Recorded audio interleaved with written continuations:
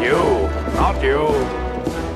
You. Welcome to Watch Mojo, and today we're looking at cameos in fantasy movies that crept by us like magic. Am I to understand that you lot will not be keeping to the code then?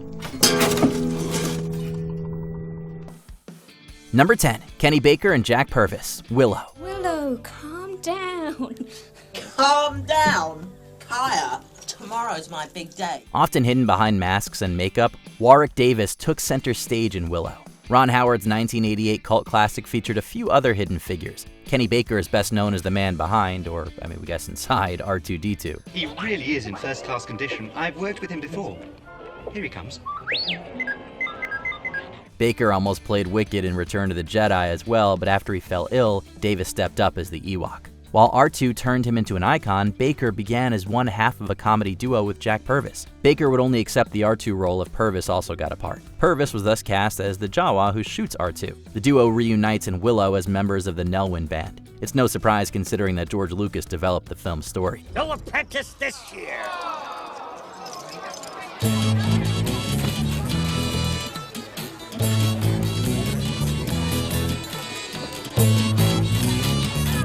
Number 9, David Fincher, being John Malkovich.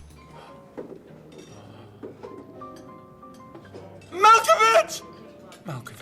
In addition to John Malkovich, this modern-day fantasy includes a few other familiar faces. Winona Ryder, Andy Dick, Hansen, Sean Penn, and Brad Pitt all pop up in a documentary about Malkovich's rise to the pinnacle of puppeteering. One name you probably don't recognize is Christopher Bing. That's because Christopher Bing isn't an actual arts editor for the Los Angeles Times, but he's played by a director whose work you've surely seen. It's a very godlike thing, to be able to take something and, make it live. It's David Fincher, who brought us Seven, Fight Club, and The Social Network, among others. 2 years before this film, Fincher also directed The Game. Perhaps not coincidentally, that 1997 thriller has a cameo from Spike Jonze, the director of Being John Malkovich. This is one way of returning the favor. Just gonna take a look. I'm gonna check your pulse. Number 8, Peter O'Toole, Stardust. We know, Father, you're strong and courageous. And cunning. Most importantly, cunning. In one of his last and most unrecognizable roles, Peter O'Toole played the dying king of Stormhold in Stardust. Although the king isn't on screen for long, much of the film revolves around who will be his successor. Rather than simply name an heir, he leaves it up to the stars while the princes bump each other off on the road to the throne. Therefore, we shall resolve the situation in a non-traditional manner. In a way, this mirrors O'Toole's role in The Lion in Winter, where he played another king considering who will inherit his crown. His career-defining role as T.E. Lawrence is also referenced when his son, Primus, says his father rode a camel during his youth. Even though most people overlook O'Toole's presence, clues are written in the stars. Only he of royal blood can restore the ruby. And the one of you that does so shall be the new king of Stormhold. Number 7, Stephenie Meyer, Twilight. Twilight almost got a much different adaptation with more swearing, shotguns, and jet ski chases, barely resembling Stephenie Meyer's source material. What did you expect? Coffins and dungeons and moats? No, not the moats. Whether or not this would have made for a more entertaining movie, Twilight ultimately saw a faithful adaptation with Meyer's approval. The author was close to the production, consulting on everything from the script to the casting to the soundtrack. Meyer can even be briefly spotted at a dinner counter, presumably writing her next bestseller on a laptop. Here's your veggie plate, Stephanie. Hey, sorry I'm late. Biology project. The fantasy romance franchise didn't turn Meyer into its Stan Lee by working her into every movie. Meyer would return in the penultimate film, though, attending Bella and Edward's wedding. This cameo was Meyer's idea, who loved the experience but hated her dress. Well, what's a wedding without some family drama? Yeah. Number 6, various Disney legends, Enchanted. Why are you staring at me? I don't know, it's like you escaped from a Hallmark card or something. Is that a bad thing? Enchanted is a Disney love letter done right, with some callbacks that everyone will notice and others that might go over your head. The film's cameos are especially crafty. Ariel herself, Jodie Benson, has a small role as Robert's secretary Sam, who Giselle greets with a fish. Oh. Oh. It's nice to meet you. It's nice to meet you too. Paige O'Hara, the voice of Belle, flies by even quicker as a soap opera actress with a beastly screen partner. Judy Kuhn provided Pocahontas' singing voice, resurfacing here as a mother disenchanted by Prince Edward. Cameos aren't limited to Disney princesses. Once upon a time, in a magical kingdom known as Andalasia, there lived an evil queen. That's Julie Andrews providing the narration, and speaking of Mary Poppins, some of the chimney sweeps brushed off their dancing shoes, for that's how you know. All that's missing is a Mickey Mouse walk-on roll. And so, they all lived happily ever after. Number 5, Ian Brown, Harry Potter and the Prisoner of Azkaban. Take her away, Ian. Yeah, take it away, Ernie. It's going to be a bumpy ride. Rewatching the Harry Potter films, you'll notice numerous famous faces in minor roles. Of course, a lot of these stars had yet to gain mainstream recognition, so they weren't exactly intended to be cheeky cameos. The same can't be said about singer Ian Brown of the Stone Roses. An active voice in alternative rock since the 80s, Brown appears in The Prisoner of Azkaban as a leaky cauldron patron. If you missed Brown, that's probably because you were more drawn to the book he's reading. Stephen Hawking's A Brief History of Time. Mysterious thing, time. Powerful, and when meddled with, dangerous. A wizard reading a book grounded in science while casually performing magic is among the cleverest and subtlest gags in the franchise. Adding another layer, Brown's reading choice foreshadows the story's time travel twist. This is a time turner, Harry. McGonagall gave it to me first term. This is how I've been getting to my lessons all year. Number 4, Keith Richards, Pirates of the Caribbean at World's End. I call on Captain Teague, keeper of the code.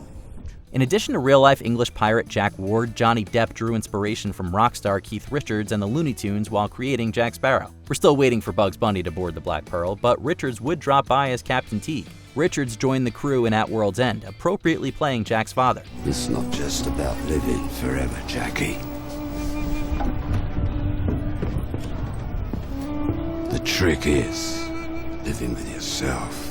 Although a cameo from the Rolling Stones guitarist had been rumored for years, it's easy to miss Richards under the facial hair, dreadlocks, and eyeshadow. Supposedly, Richards almost missed the shoot due to injuries from falling out of a tree. Richards recovered in time for the war against piracy, however. He's not the only music legend linked to Jack who crosses paths with Paul McCartney in the 5th film. The oceans have turned to blood.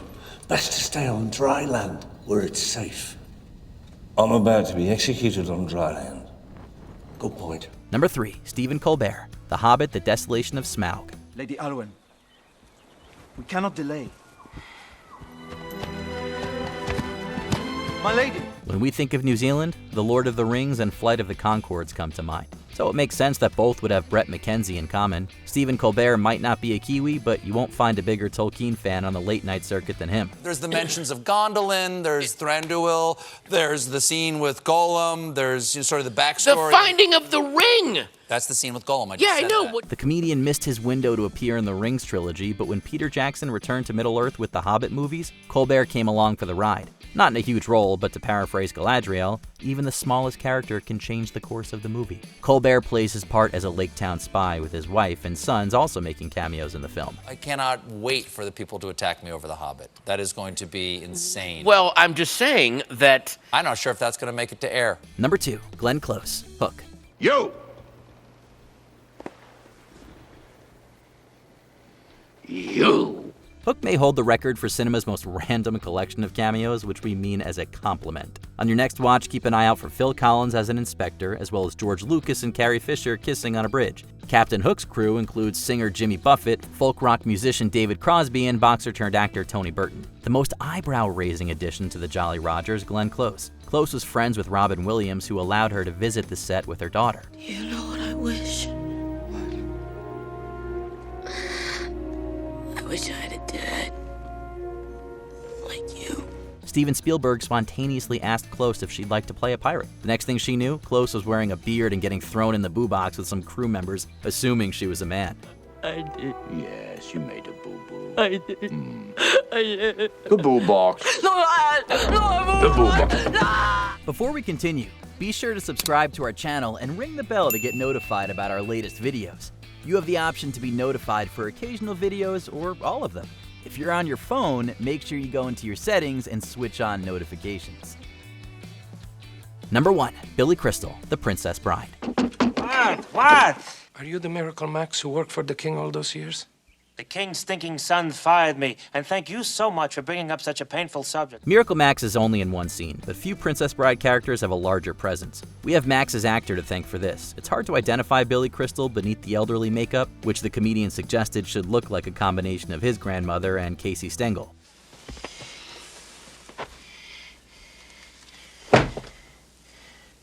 I've seen worse. Carol Kane is equally unrecognizable as Max's wife, Valerie. As over-the-top as they are, the characters feel surprisingly real. Bye-bye, boys! Have fun storming the castle! Part of that's because Crystal improvised most of his dialogue, cracking up the cast. This made things especially difficult for Cary Elwes, who was supposed to be mostly dead and had to be substituted with a dummy for certain shots. Although this role was made for Crystal, we only see Max, which is the true miracle. Sonny, true love is the greatest thing in the world.